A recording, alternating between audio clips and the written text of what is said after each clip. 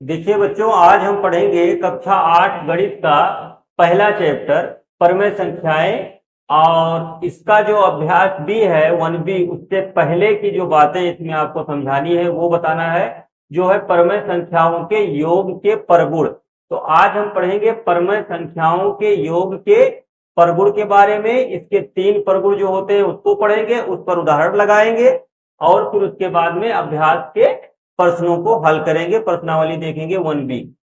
तो अगर आप 8 में हैं तो आप इस वीडियो को देखिए और पूरा देखिए। अगर आप लोगों को समझ में आ रहा है तो आप इसे लाइक करिए, सब्सक्राइब करिए चैनल को। और अगर आप कॉपी और पेन लेकर के बैठेंगे, जैसे जैसे मैं बता रहा हूं वैसे नोट करेंगे और अच्छे से पढ़ेंगे तो आप लोगों को समझ में 100% आएगा। देखिए, परमेय संख्याओं के योग के परगुण में जो पहला परगुण है वो है संवरक परगुण। देखिए, परमेय संख्याओं के योग के परगुण, परगुण का मतलब कुछ नहीं है, इसका मतलब है गुण, उसी को परगुण कह दिया जाता है, या कहे परमेय संख्याओं के योग के गुण कह दे तब भी सही है। तो यहाँ पर परगुण लिखा गया है आपकी बुक में, कक्षा 8 की गणित की बुक में, तो इसलिए परगुण लिख रहे हैं। संवरक परगुण क्या होता है? देखिए, संवरक परगुण का मतलब ये होता है कि मान लीजिए आपके पास कोई दो परमेय संख्या है, उसको आप जोड़ रहे हैं और जोड़ने पर अगर जो आंसर आ रहा है वो परमेय संख्या ही प्राप्त हो रहा है, तो हम कहेंगे कि परमेय संख्याओं का जो योग होता है वो संवरक परगुण का पालन करता है। तो हम सबसे पहले यहां पर लिख देते हैं कि यदि P बटा Q और R बटा S कोई दो परमेय संख्याएं हैं हो और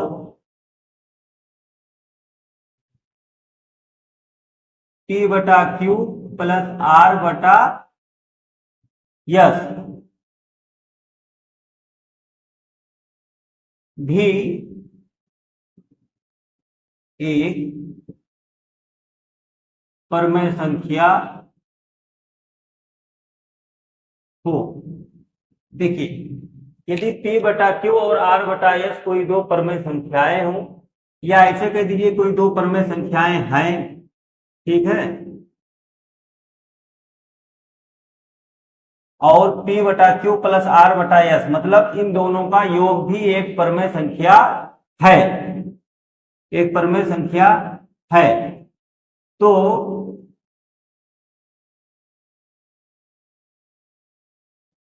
परमेय संख्याओं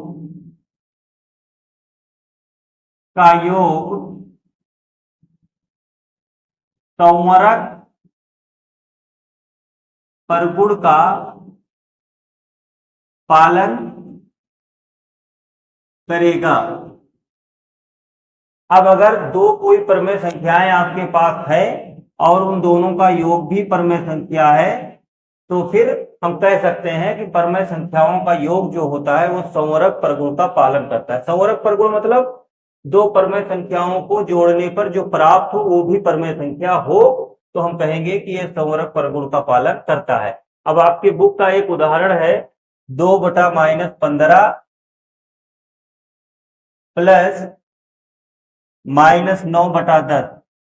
ये हम लिख लिए हैं और इसको समझा देते हैं आप लोगों को। देखिए, ये 2/-15 लिखा हुआ है, तो ये माइनस ऊपर कर लीजिए जो नीचे है, उसके बाद प्लस और माइनस का गुणा माइनस हो जाएगा। ये 9/10 है।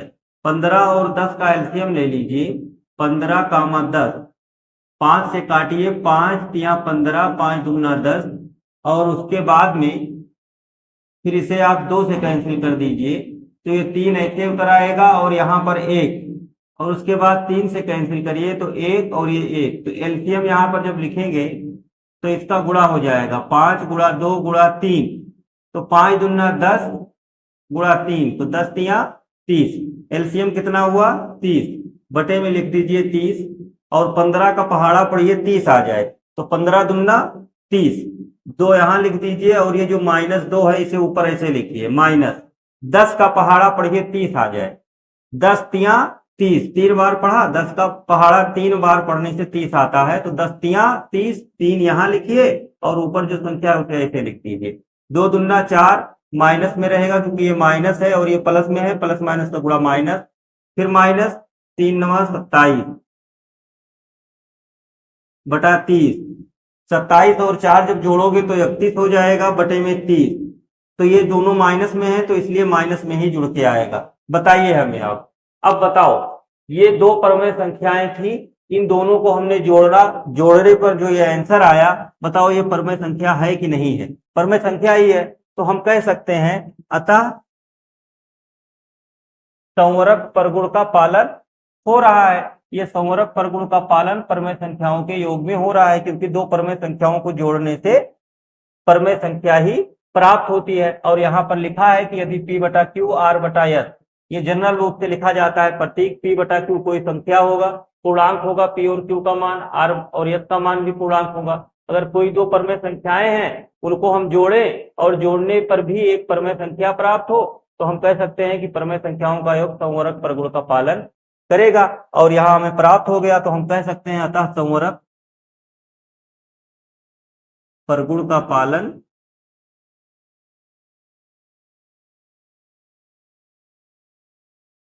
करता है। अतः परमेय संख्याओं का योग जो है वो संवरक परगुण का पालन करता है। आप ऐसे लिख सकते हैं कि अतः परमेय संख्याओं का योग संवरक परगुण का पालन करता है। तो ये एक परगुण हो गया, इसे आप नोट करिए। इसके बाद हम पढ़ते हैं क्रम विनिमय परगुण। अब देखिए बच्चों, परमेय संख्याओं के योग का जो दूसरा परगुण है वो है क्रम विनिमय परगुण।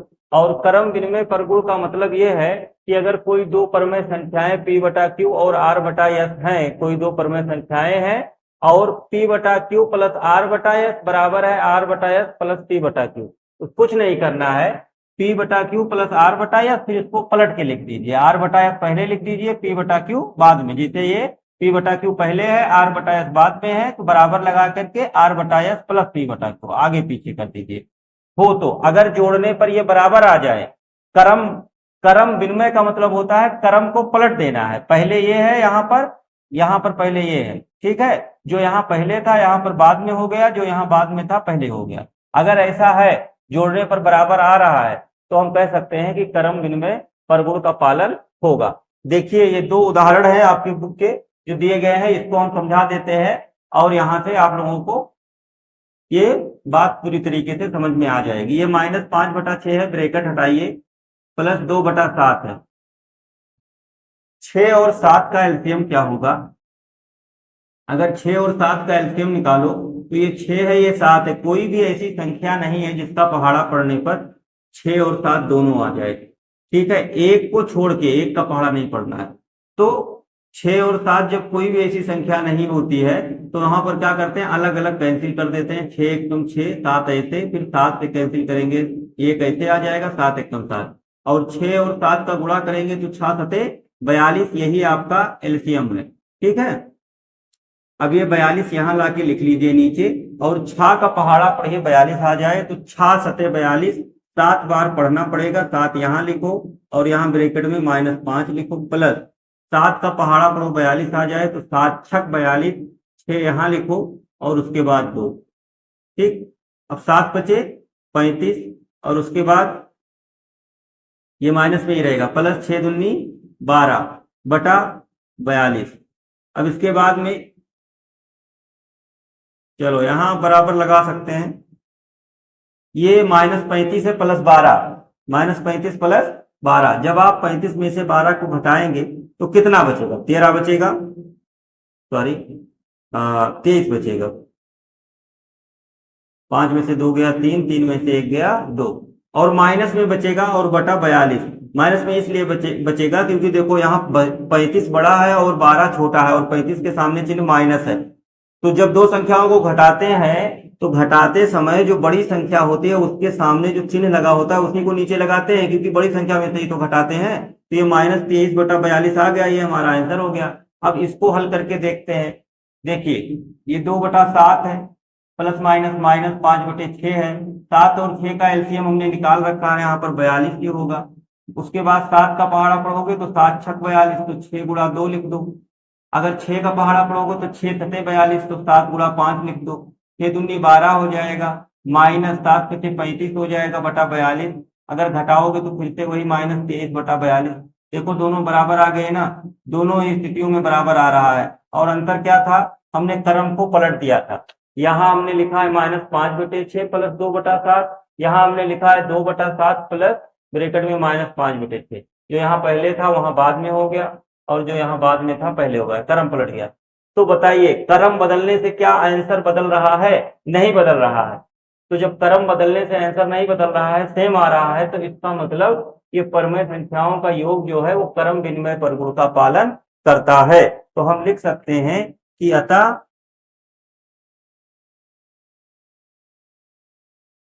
परिमेय संख्याओं का योग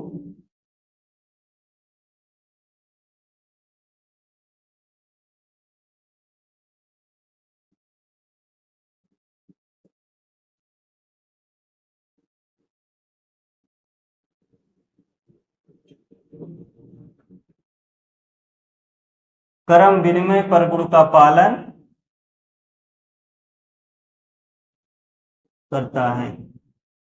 इस तरीके से ये हो गया, इसे आप लोग नोट करिए। फिर इसका तीसरा और आखिरी प्रगुण पढ़ेंगे, साचर प्रगुण।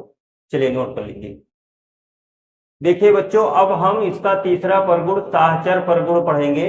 और साहचर प्रगुण का मतलब ये होता है कि अगर आपके पास कोई तीन परमेय संख्याएं हैं, P बटा Q, R बटा S और T बटा U, ये तीन परमेय संख्याएं हो, और इन तीनों में से पहले किसी दो को जोड़िए, फिर उसमें तीसरा जोड़ दीजिए, और फिर इसका पलट दीजिए क्रम। जैसे यहां हमने इन तीनों में से पहले P बटा Q प्लस R बटा S इन दोनों को जोड़ा, उसके बाद फिर तीसरा जोड़ा। और इसमें देखिए पहले हमने R बटा S और T बटा U को पहले जोड़ेंगे, और फिर इसमें ये P बटा Q जोड़ेंगे। अगर इस तरीके से जोड़ने पर आंसर समान आ रहा है तो हम कह सकते हैं कि यह साहचर प्रगुण का पालन हो रहा है। तो ये उदाहरण है इस पर, इसको हम करके देखते हैं। अगर ये दोनों स्थितियों में आंसर समान आएगा तो हम कह सकते हैं कि यह साहचर प्रगुण का पालन करता है। तो देखिए इसमें जो पहला उदाहरण है वो ये है। तो पहले ये जो बड़ा ब्रैकेट है इसके अंदर जो लिखा है -2/3 प्लस 3/4, इसको पहले जोड़ेंगे और इसको अभी ऐसे रखेंगे, ठीक है, ये यहाँ पर रहने देते हैं। बताइए ये 3 और 4 का जो एलसीएम होगा वो कितना होगा? 3 4। देखिए 3 4 ऐसी दो संख्याएं हैं जिनमें कोई भी संख्या ऐसी नहीं है जिनका पहाड़ा पड़ने पर ये दोनों आ जाए। तो पहले 3 से काट दीजिए, 1 हो जाएगा, 4 ऐसे रहेगा, फिर 4 से काट दीजिए, 1 हो जाएगा, और ये 1 हो जाएगा। 4 और 3 का गुणा करिए, 4 और 3 का गुणा करोगे तो 12 आ जाएगा। तो एलसीएम यहाँ पर कितना है इसका? 12 है। यहाँ लिख दीजिए 12। और अब 3 का पहाड़ा पढ़िए, 12 आ जाए, 3 चौक 12। तो 3 चौक 12, 4 बार पहाड़ा पढ़ना पड़ा। तो यहाँ लिखिए 4 और फिर लगाइए गुणा का निशान और लिख दीजिए -2, क्योंकि ये माइनस में है। उसके बाद प्लस 4 का पहाड़ा पढ़िए, 12 आ जाए, तो 4 तियां 12, 3 बार पढ़े, 3 ये लिखिए और ऊपर भी 3 ही लिखा है तो ये लिख दीजिए 3 गुणा 3। उसके बाद प्लस 1 बटा -5 ऐसे रहने दीजिए। अब देखिए ये 4 दूना 8, -8 हो जाएगा, और प्लस 3 त्रिका 9/12, इस तरीके से ये आ गया। उसके बाद प्लस 1 बटा -5, ये घटाइए तो 1/12 हो जाएगा। 9 में से 8 घटेगा तो 1 बचेगा, और बटे में 12, ब्रैकेट भी हटा दिया हमने। प्लस और माइनस का गुणा कर लीजिए, माइनस हो जाएगा, और 1/5। अब बताइए 12 और 5 का एलसीएम कितना होगा? यहाँ निकाल लेते हैं 12 और 5 का एलसीएम। देखिए 12, 5, तो 12 और 5 दो ऐसे संख्याएं हैं जिसमें कोई भी ऐसी संख्या नहीं जिसका पहाड़ा पड़ने पर दोनों आ जाए। तो एक बार 5 से काट दीजिए, 12 ऐसे आ जाएगा, 1 हो जाएगा, 12 से काट दीजिए तो ये 1 हो जाएगा, 1 हो जाएगा। तो 12 पंचे 60। जब ऐसी संख्याएं रहा करे तो इसे सीधे गुणा कर लिया करो, 12 पंचे 60। अब 12 का पहाड़ा पढ़िए 60 आ जाए, 5 बार पढ़ना पड़ेगा। 12 पंचे 60, तो 5 आया, 5 गुणा 1 -5 का पहाड़ा पढ़िए 60 आ जाए, तो 5 दूनी 50, और 5 दूनी 10, तो 50 10 60। तो 5 का पहाड़ा जब 12 बार पढ़ेंगे, 12 पंचे 60, 12 पंचे 60, तो कितना आ जाएगा? 12 आ जाएगा। तो 12 गुणा 1, ठीक है, मतलब 5 से 60 को आप भाग देंगे। तो 5 से जब 60 को भाग दोगे तो 12 आएगा। उसके बाद देखिए 5 एकम 5 माइनस 12 एकम 12 बटा 60। अब घटाओ तो कितना बचा, घटाने पर ये बच जाएगा -7 बटा 60। ये आ गया। तो इस तरीके से ये हल हो गया। अब इसी प्रकार हम दूसरा भी देखते हैं, यहां हल कर लेंगे। ये हो गया। चलिए अब दूसरा पार्ट इसका करते हैं। अगर दूसरा पार्ट भी -7 बटा 60 ही आएगा तो हम कह सकते हैं कि यहाँ साहचर परगुण का पालन होता है। देखिए ये -2/3 है, इसको ऐसे रहने दीजिए। पहले ब्रैकेट के अंदर जो है उसे जोड़ लीजिए, 3/4 प्लस माइनस का गुणा -1/5। उसके बाद में ये -2/3 ऐसे रहने दीजिए, प्लस बताओ 4 और 5 का जो एलसीएम होगा वो कितना होगा, हम जानते हैं 5 चौक 20, सीधा सीधा गुणा कर दीजिए। कोई ऐसी संख्या नहीं है जो काट रही है, तो 4 पंचे 20 सीधा सीधा हो जाएगा। और उसके बाद में 4 का पहाड़ा पढ़िए 20 आ जाए, तो 4 का पहाड़ा जब आप पढ़ेंगे 20 आने के लिए 5 बार पढ़ना पड़ेगा। 4 पंचे 20, तो 5 आया, 5 गुणा 3 कर दीजिए। 5 का पहाड़ा पढ़िए 20 आ जाए, 5 चौक 20, 4 बार पढ़े तो 4 यहाँ लिखिए, गुणा जो ऊपर एक लिखा है वो लिख दीजिए। फिर उसके बाद -2/3 प्लस 5 यहाँ 15 हो गया, और -4 एकदम 4/20, फिर -2/3 प्लस 15 में से 4 जाएगा तो कितना बचेगा, 11/20। अब इसके बाद में 20 और 3 का हमें एलसीएम चाहिए, तो 20 और 3 का एलसीएम 60 हो जाएगा, क्योंकि हम जानते हैं कोई भी ऐसी संख्या नहीं है जिसका पहाड़ा पढ़ने पर 3 भी आ जाए और 20 भी आ जाए। 3 एकम 3, लेकिन 3 के पहाड़े में 20 नहीं आता है। ठीक, तो सीधा गुणा हो जाएगा दोनों का, 20 तियां 60 नीचे लिखेंगे, और 3 का पहाड़ा पढ़ो 20 आ जाए, तो 20 तियां 60 होता है, हमें पता है। 3 का पहाड़ा 20 बार पढ़ोगे तो 60 आ जाएगा। तो 20 से इसमें गुणा कर देंगे -2 में, और उसके बाद 20 तियां 60, तो 3 से गुणा कर देंगे 11 में। अब ये 20 दूना 40 माइनस में हो जाएगा, प्लस 11 तियां 33 प्लस में हो जाएगा बटा 60। जब घटाओगे तो -7 बटा 60 ये भी आ गया। देखिए दोनों स्थितियों में दोनों का जो हल है वो समान आ गया, आंसर समान आ गया। तो अब यहां पर हम कह सकते हैं कि अतः अतः यहां आप कह सकते हैं कि अतः ये जो परमेय संख्याओं के योग का परगुण है वो साहचर परगुण का पालन करता है, या कहें पर, चलो लिख देते हैं, परमेय संख्याओं का योग साहचर परगुण का पालन करता है। इस तरीके से ये तीनों परगुण हो गए। अब इसके बाद में इसे आप लोग नोट कर लीजिए, और फिर इसके बाद आपके बुक में एक उदाहरण है अभ्यास से पहले, तो उसको समझा देते हैं, और फिर उसके बाद जो है अभ्यास अगले वीडियो में कवर करेंगे। इसे नोट करिए। देखिए उदाहरण नंबर 2 आपकी बुक में दिया गया है, तो इसको हम हल कर देते हैं, और फिर इसके बाद आप लोग नोट कर लीजिएगा। देखिए ये -5/6 है, ब्रैकेट हटाइए, प्लस 17/10 है, प्लस माइनस का गुणा माइनस हो जाएगा 7/12। अब देखो यहाँ 3 संख्याएं हैं, आपको परमेय संख्याएं दी गई हैं, तो इस बार हम तीनों को एक साथ लेकर के हल करेंगे और देखेंगे इसका आंसर कितना आता है। तो तीनों को एक साथ लेकर हल करने के लिए, ये 6 है, ये 10 है, ये 12 है, बटे में ये जो 3 संख्याएं लिखी हैं जो इसके हर हैं, इसका लघुत्तम निकालिए पहले। 6, 10, 12, बताओ कौन सी वो संख्या है जिसका पहाड़ा पढ़ने पर ये कट जाएंगे तीनों।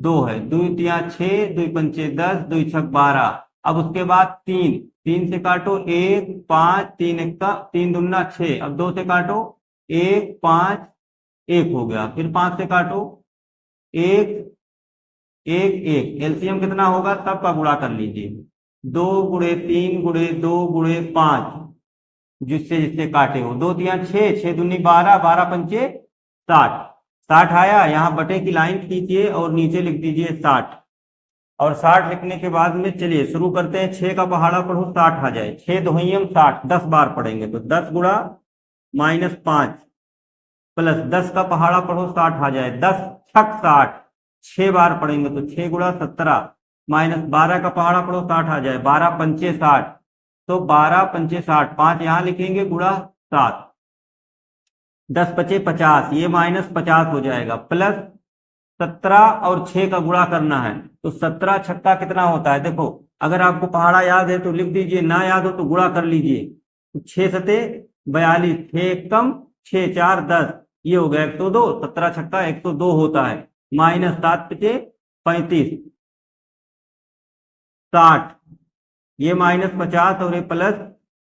देखो, जो समान चिन्ह वाली संख्याएं होती हैं उन्हें जोड़ा जाता है, चाहे वो प्लस में हो चाहे माइनस में। तो 102 माइनस 50 माइनस 35 बटा 60, 102, इन दोनों को जोड़ो 50 और 35 को, क्योंकि दोनों के सामने माइनस लगा हुआ है। तो 35 50 जोड़ोगे 85 हो जाएगा, दोनों के सामने माइनस है तो इसलिए जुड़ने के बाद भी माइनस ही लगेगा। और बटे में 60, 102 में से 85 निकालो, 102 में से 85 निकालोगे तो 17 बचेगा। 17 बटा 60, अब ये कटने वाला नहीं है किसी भी संख्या से ऊपर नीचे, तो यही आप लोगों का आंसर हो गया। तो इस तरीके से उदाहरण नंबर 2 हो गया। अब इसके बाद का जो अभ्यास है 1B, उसके जितने भी क्वेश्चन है वो सब होमवर्क में है, आप लोग प्रैक्टिस करिए, उसकी नोट कर सकते, उसको लगाइए। नहीं लगेगा तो हम अगले वीडियो में उसे समझाएंगे।